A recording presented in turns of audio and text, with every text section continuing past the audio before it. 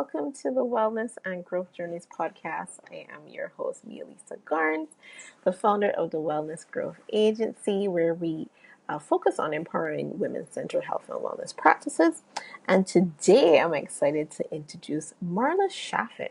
Now, Marla Chaffin is a wellness coach dedicated to helping busy women create better and healthier habits.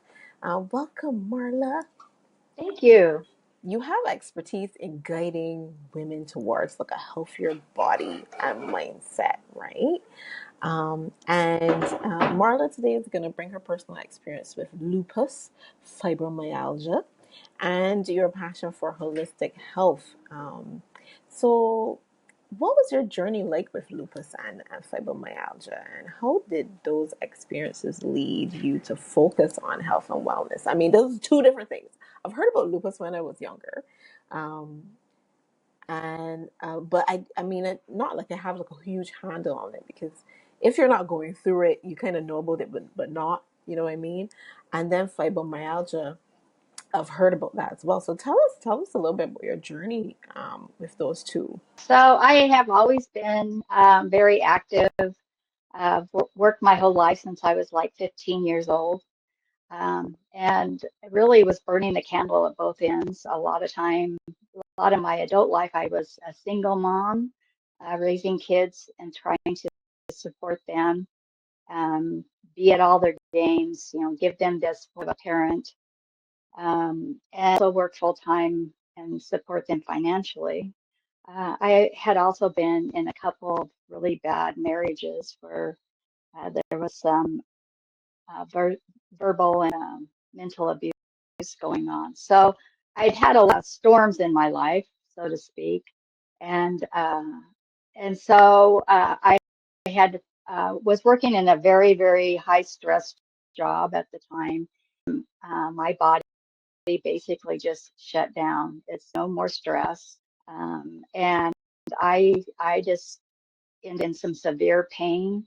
Um, and they couldn't figure out what was wrong with me, and they would throw me in emergency and then pull me back out, and then they'd put me into testing, and things were just going really weird in my body. And then figure out what was happening or how to get a handle on it. Um, so finally, in my frustration, a doctor finally said, let me take some tests um, uh, for lupus, some ANA tests. I want to see what they come back. And of course, it came back as a positive for ANA. And so, that was when she said, I think you have lupus. So then they sent me on to RA doctors. And lupus is a very hard autoimmune disease to actually diagnose, because everyone's body is different. So everyone has different symptoms. Um, but in this diagnosis, they realized that I had fibromyalgia, which really mimics lupus a lot.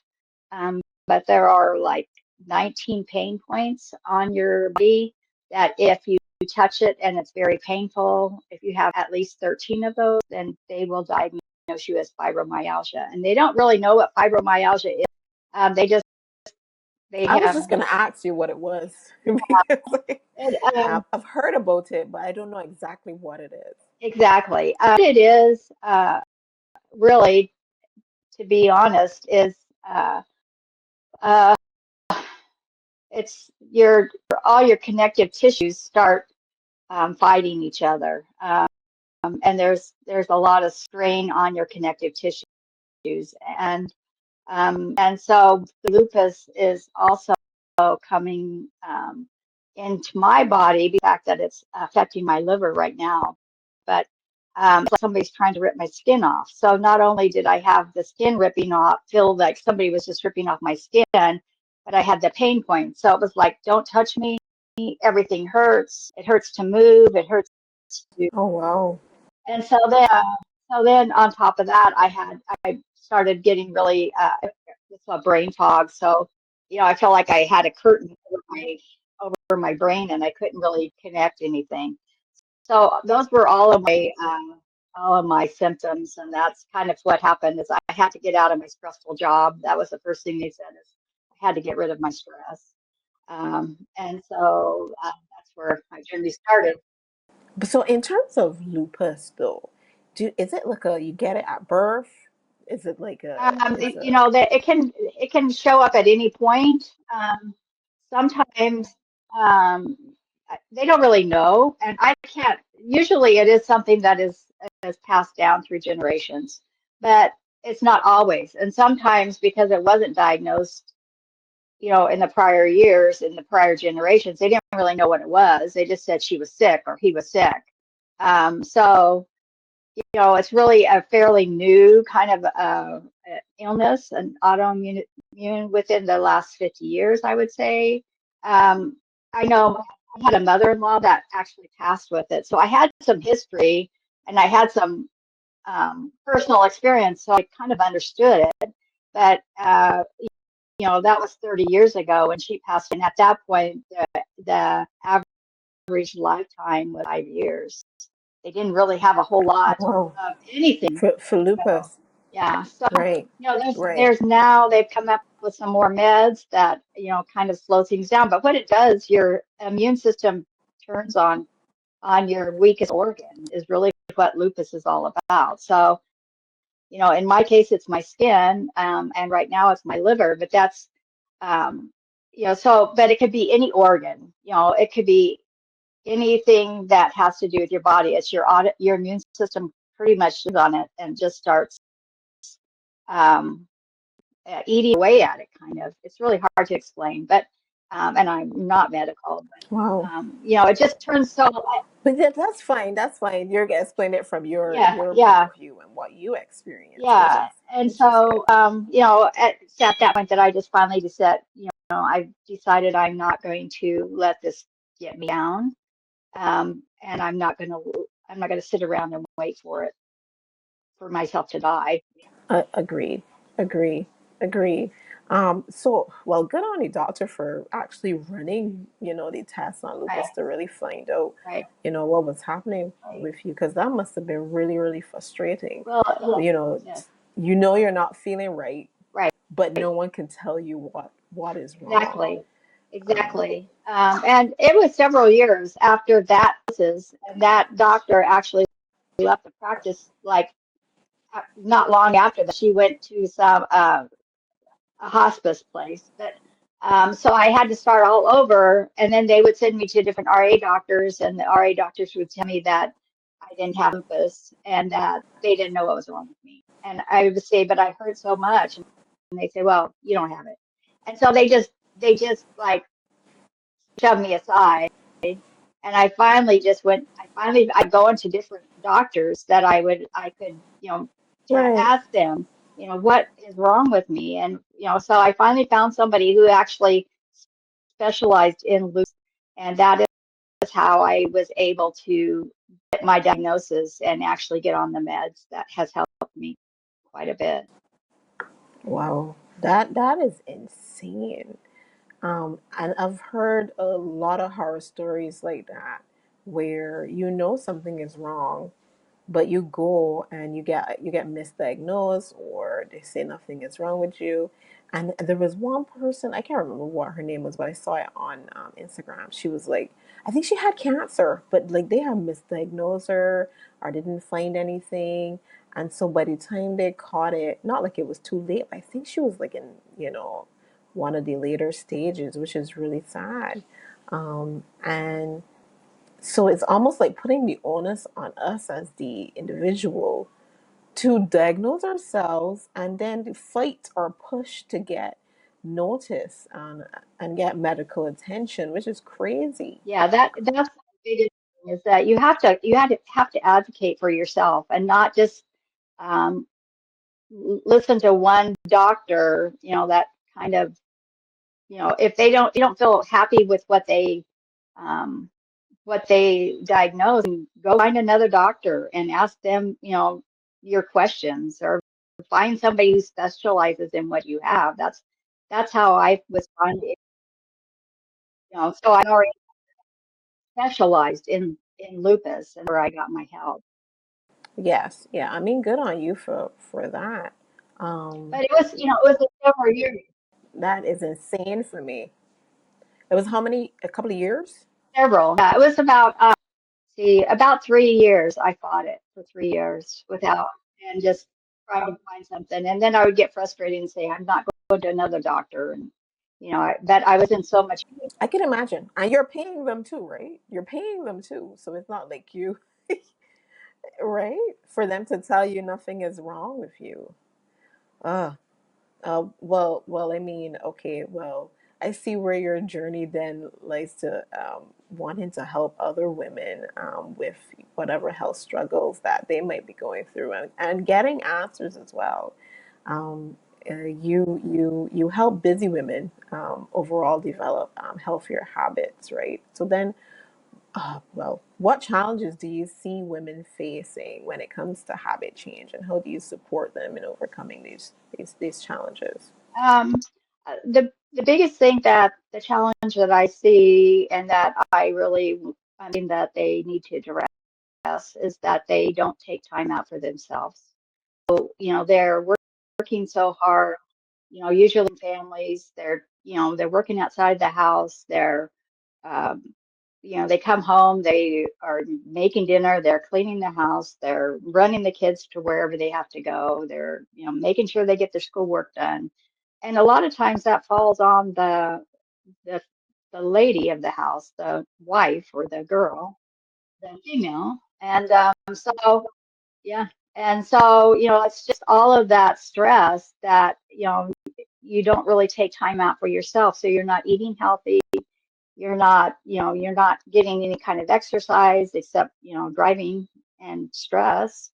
And you're not taking care of yourself. You're not, just taking time out to breathe and appreciate anything, or because you don't have the time. You just don't have the time. And so that's really one of the things I stress, or I'm trying to help people with, is you have to take time out. If you don't, then it's you down the road. And that's the scary part. Yeah, that is probably like my mantra. My mantra know that I'm trying to adopt because we have all these things to do, and then we want to do them in a timely manner. And if we don't do them, we think about not doing that, we haven't done them and we still have them to do.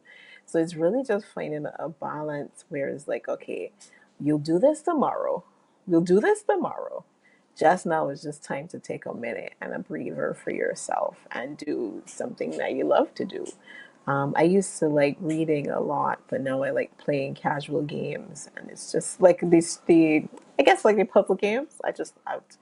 I'm just sitting down there, just like until all the lives are gone. But that's my thing. That's my relaxing thing, and it's and not like it's mind numbing or anything. It because it does calls for some kind of strategy, but I find it so relaxing at the end of the day. And it takes my mind off of all the things, my long to do list that never ends. Yeah. And that's, you got to find what works for you. Yeah, yeah. So you describe yourself as an expert in manifesting a healthier body. So could you tell us more about what that means to you and how you guide your clients through this transformation? Um, so in my journey, I have always been looking for ways to be and to stay healthy, and to just just to manifest, my life, because I don't know how long I have. And so, just the healthier I can be, the longer I'll live. And so, I have always been looking for ways to increase that healthy lifestyle. And so, I love helping other people manifest that. And the first thing is, you have to have a positive mindset. So if you're sitting on the couch and you're in pain, and I get that, but if you're just thinking negative, and thinking, oh me, oh my, poor me, poor, poor, I'm in a poor situation. you have that mindset, then you're not going to manifest anything. You're going to just continue in that mindset. And so you have to first get that, a positive mindset.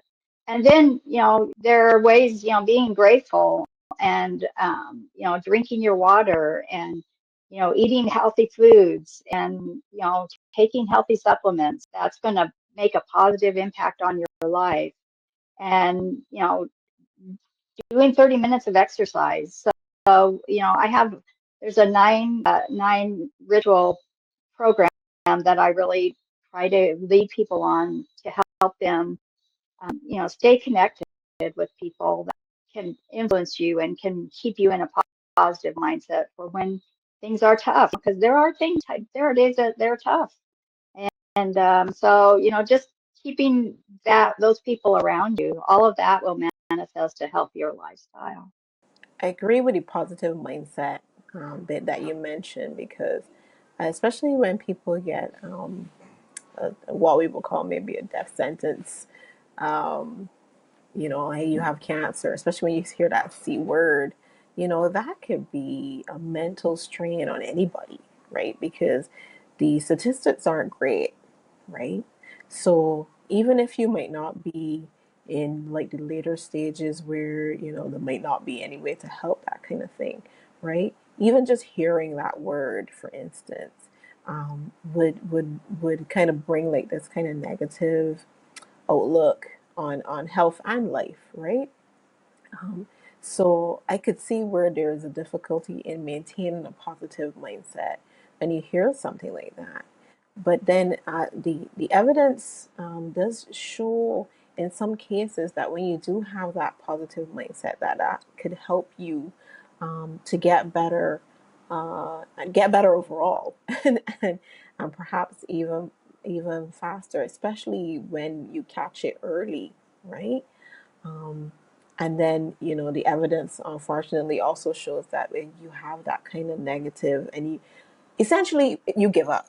If you give up, you kind of you let it win and you let it take over, and then that mental kind of outlook then affects the body, and then it's just downhill after that. So I do agree with your outlook about having a positive mindset. But how do you get that? How do you get that when you're served news like that, for instance, or for example? Well, and I have been on that. I've been on the other side of it. But the first thing is you have to decide for yourself that you're going to change. That's the biggest thing. You have to, and then you have to surround yourself with people who can help you, and who can help you, possibly help you with some of your pain, or help you, that help you get your mind off of it. Even just having a conversation with somebody or having a cup of coffee, even if it's over Zoom and you're laughing and you're getting endorphins out there, that changes your perspective. And so, it's small steps. It's not something that, I'm going to snap my fingers and that person who was sitting on the couch is going to now be running a marathon. It's just, one of the things my doctor, when I was sitting on the couch and I was in so much pain, she said, you have to walk. You have to walk. Can you walk to the end of your building and back? You don't have to walk a mile. You don't have to walk a quarter mile. Can you walk a Right, little bit? right. Can you walk to the end of your couch? So, even though movement hurts, you have to move. So, it's the mindset. And that's where I True, finally came to the point where I said, I've got to get better. I can't live like this. And that's true, when you hit that true. bottom of the barrel, you have no place to go but up. So, um, Yeah. that's how I, Yeah, you know what I see that into, like, on a side note, my 600 pound life. You ever watch any of those yes, episodes? I have. Yeah.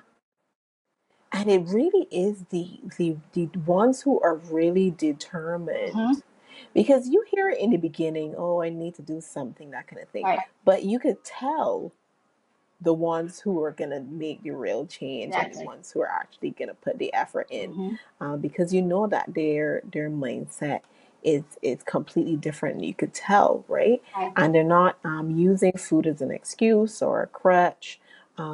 and you would hear some of them say, the ones who, still need to work on the mental side of things, you would hear them say something like, oh, I had a really bad day and I need like a pick me up and Right. that kind of thing. It's like, no, no, you do not need a pick me up. Exactly. You do not need another hamburger, Joe. Yeah. You don't. Right.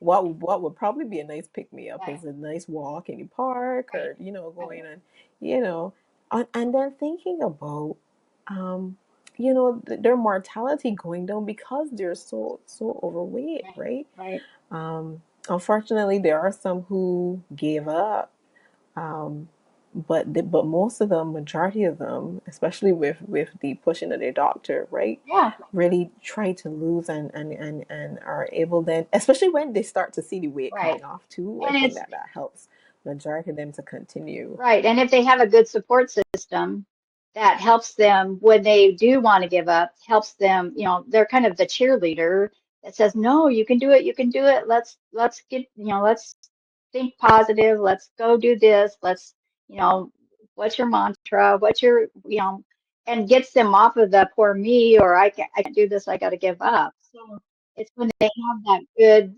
surrounded by the good support system, that's when they're going to make it, and they will, they, True. So besides the mindset, right, what are the other, I guess, pain points that busy women face when they're trying to improve their health besides the mindset? And then how does your coaching kind of address these issues?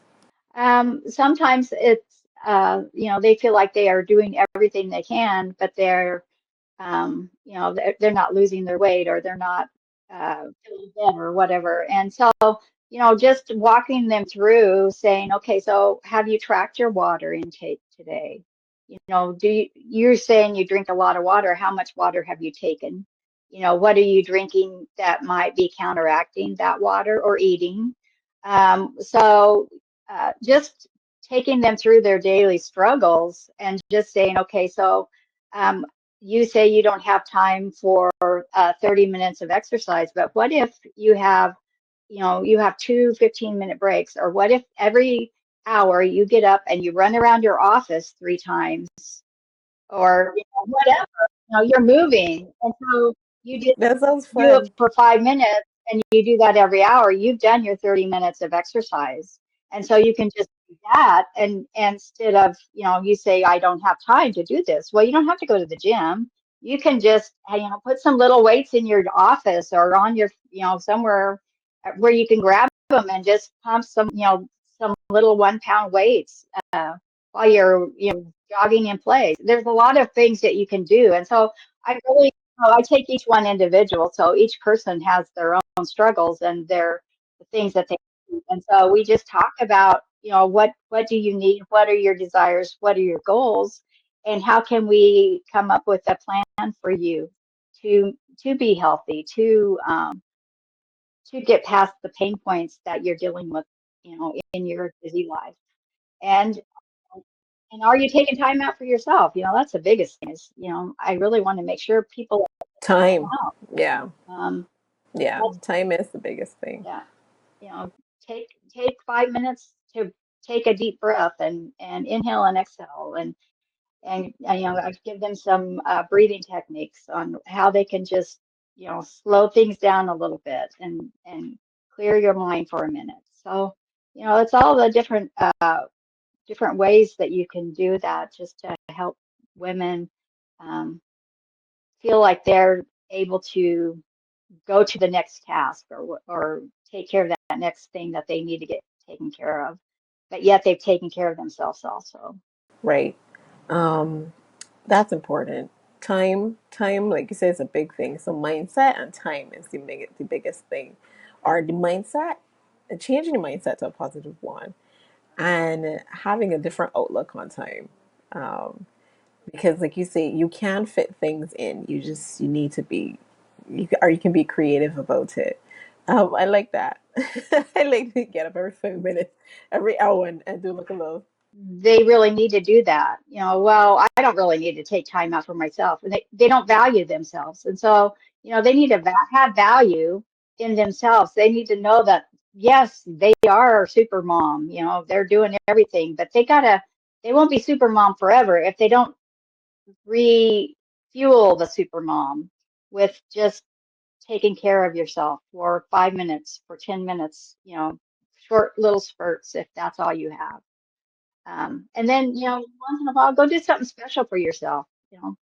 Leave the kids with some place with dad or a sitter or a sister or a family member, whatever you do, wherever you can, and go have a pedicure. Go treat yourself for something nice, even to go hang out with some friends, and have a glass of wine or, glass of water, whatever, they need to do that. And a lot of women don't do that. It's true. And women going to the supermarket does not count. Okay? Just get that out there. Yeah, that's not it.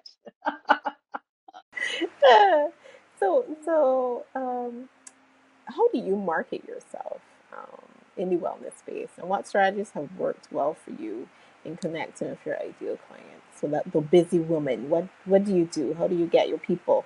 I do a lot of stuff on Facebook. I do some Facebook Lives. I do, just posting on Facebook. I'm also in several networking groups. But the biggest thing is meeting people and building relationships, um, and letting them know that you really care. Um, and there are so many people out there that need support.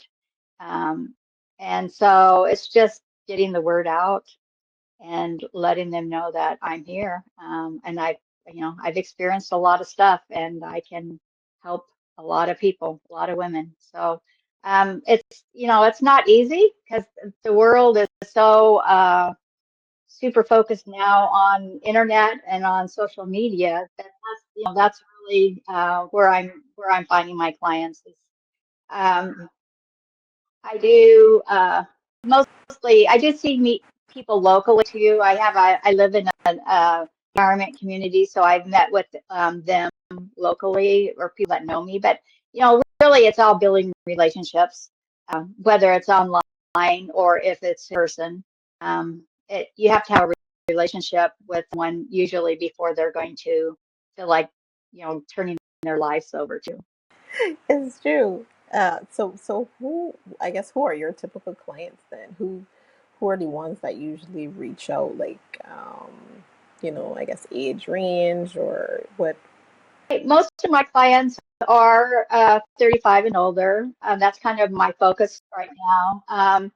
And so they are, they're tired of being tired. They're tired of, they're overweight. A lot of them haven't been eating well. They haven't been taking care of themselves. So they are really sluggish. They don't have any energy. So that, they're just wanting to make a change in their life. And that's who I'm finding that is really coming to me and saying, okay, so what can you do to help me? How can I make these changes?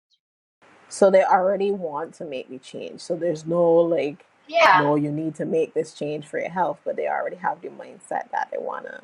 Yeah, I think somebody has to want to make a change before they can really do it. If they think that, that's fine, they're okay, be serious about it because you have to change. You got to change your habits, your eating habits, your lifestyle habits, and a lot of that is hard. And so, it's not like a piece of cake, where you can enjoy it and really have fun. You can enjoy a piece of cake once in a while. But like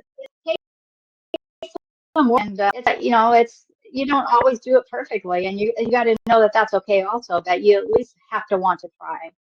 And so that's who I really focus on, because that's I only have so many hours and so much energy, and so I don't want to expend that those hours and that energy on that really aren't serious, because there's other ones out there that are super serious, and I can't find them because I'm spending time with somebody that's really just kicking tires or whatever. Just see if something's better. I've lost those hours when I could have been really helping someone else. I like that. Now you mentioned reboot rituals before. Yeah, yeah. Reboot rituals, yes. Could you explain what these rituals are and how they help establishing a foundation for long-term health? Yeah. So reboot rituals is basically just rebooting life.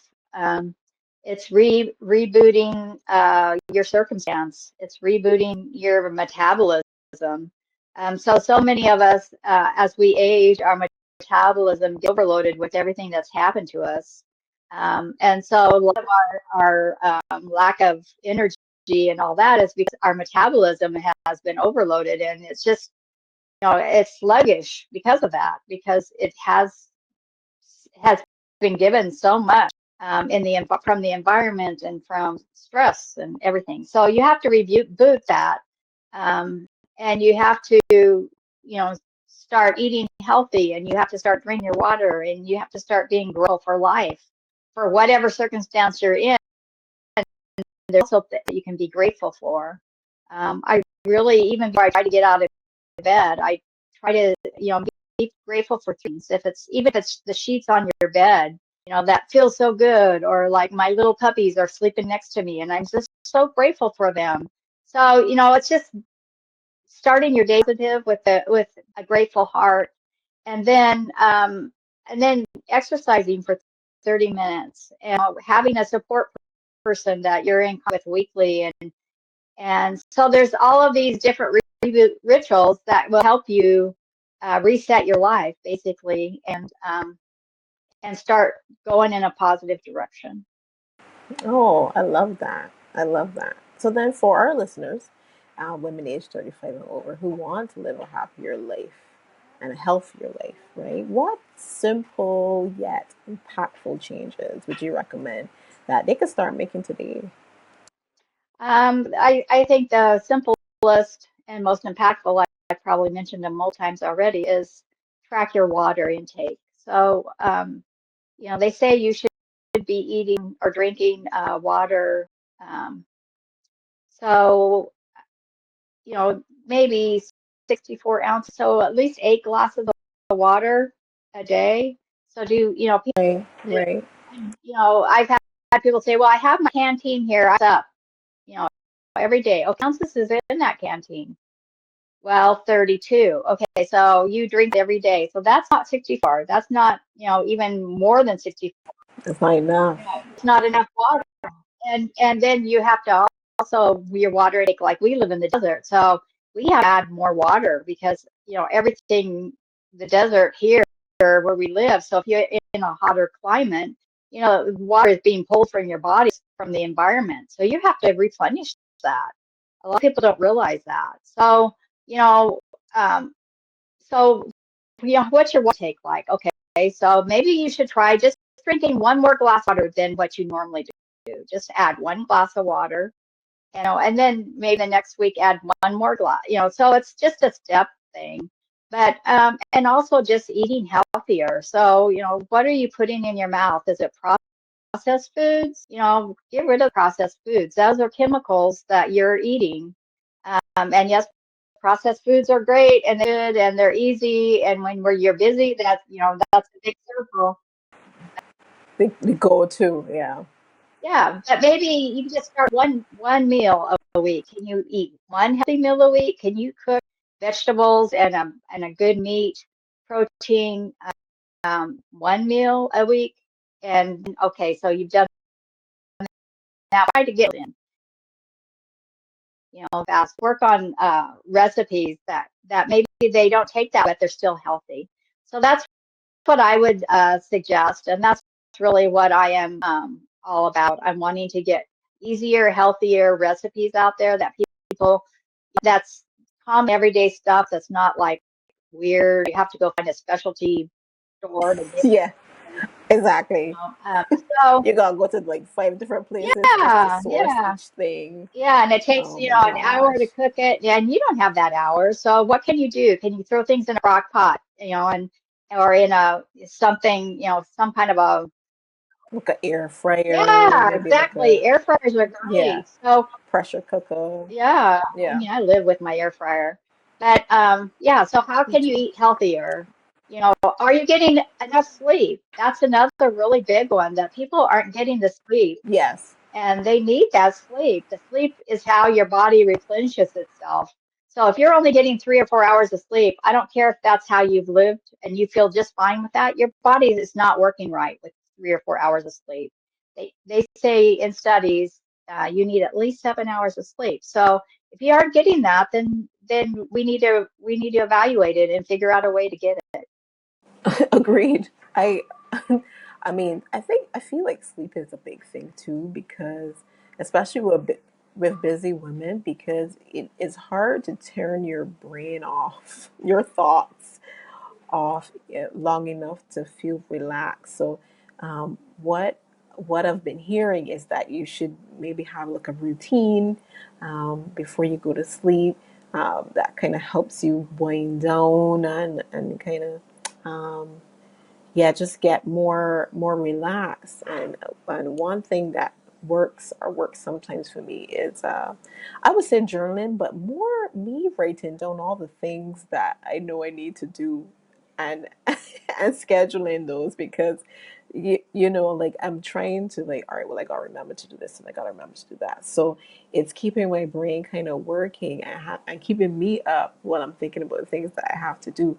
So, like a big thing for me is writing down or making notes about things that I know that I have to do still. And there are like so many apps that you can use to do that. But I find that has been really helpful. And I know people say reading. I used to do that before, not a lot now. Again, like I do like my casual games and so on. But yeah, like just like a routine, I think before you go to sleep would be really helpful. Yeah. And one of the things, and I'm having a problem with it also, but they say no electronics, which would really be hard for you with your games. But It would be. and I really haven't seen the study on that, so I've heard it, and I'm going, well, but I like playing my game at night. So and it's like word games or it's stuff that I'm think, makes me think. So makes my brain tired, so then I can go to sleep. But there's things too that there's things that you can take that will help you sleep. Chamomile tea is always a really good one. I have a really good chocolate flavored uh, all natural drink that is really good. That's what I've done. I take that now and I've gotten off I had a prescription med that I am no longer taking since I've started doing this. So, there's things to work around getting your sleep, but it's very important that you get it. I think so too. I think so too. Because you need to function.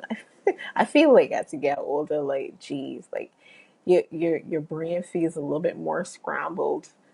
So you need to get to sleep, and you need to eat your foods to to continue to power the brain. Right. And while you're sleeping, you're replenishing, you're healing your body. That's part of that sleep process. So you need it. It's a very important part of being healthy.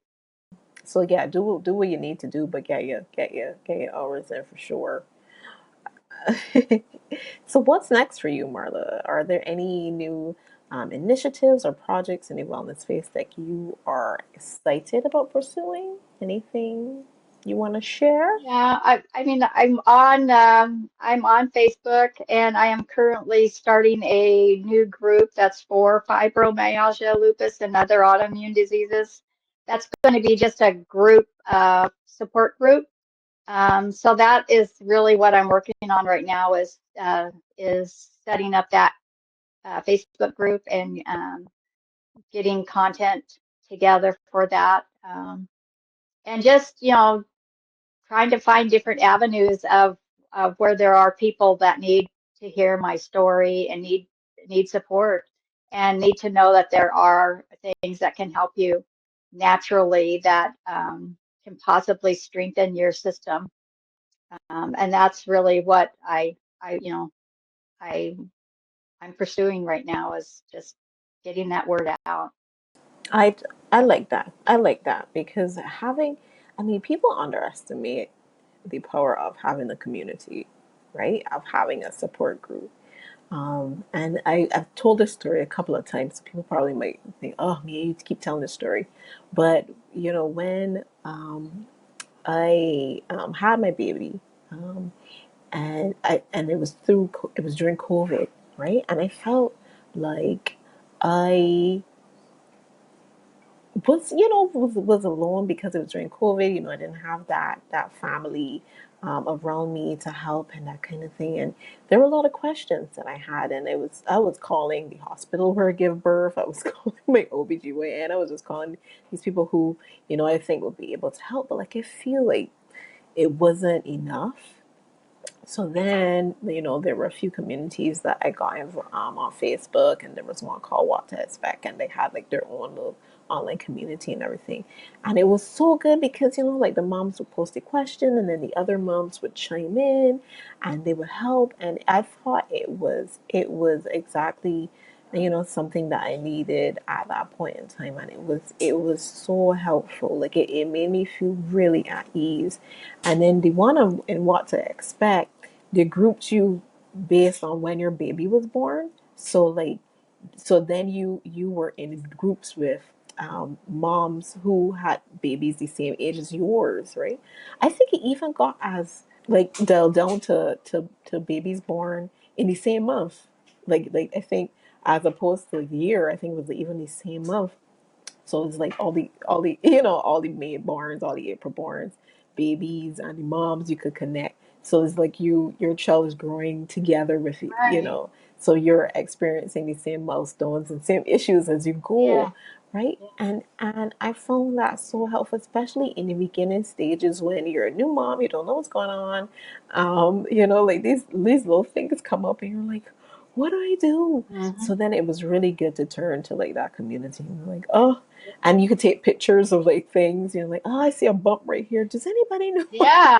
what this is? Yeah. Has That anybody would be so helpful. experienced this? Yeah. My when my daughter, who is now 40 something, so when she was born, there wasn't an internet, that wasn't even in existence.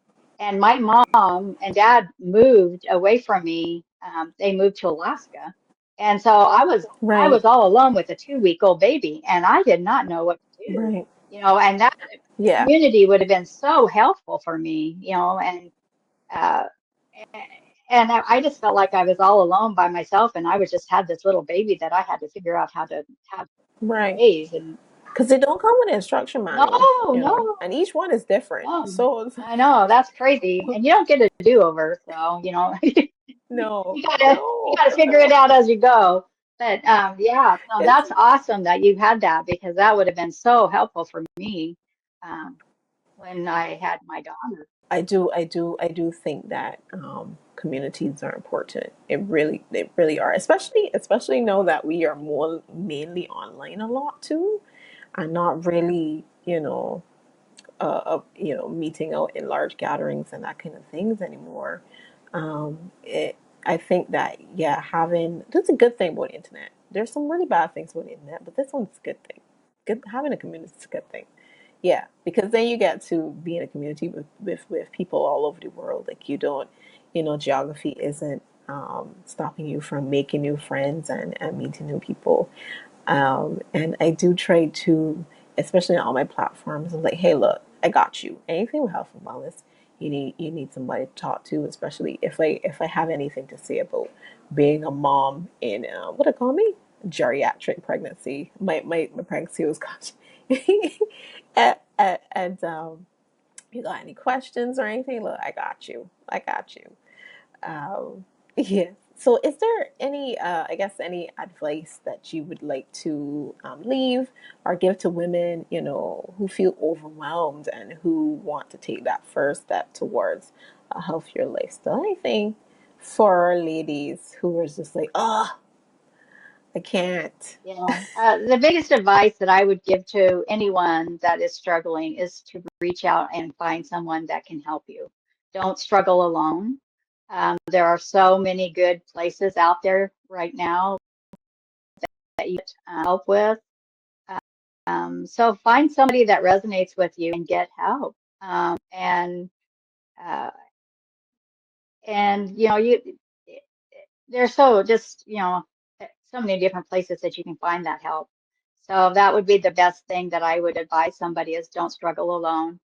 Find somebody who can support you on your journey, and that, resonates with you, that, will be there through thick and thin. And so that would be my advice to anyone that is wanting to make a change or is struggling with stress and not knowing how to deal with all the different responsibilities. Get help, ladies. You don't have to go through it alone. There's so many different practitioners, health and wellness practitioners, and businesses out there that can give you the support and the help that you need when it comes, if it's mental, if it's physical, even if you think that it might be something small.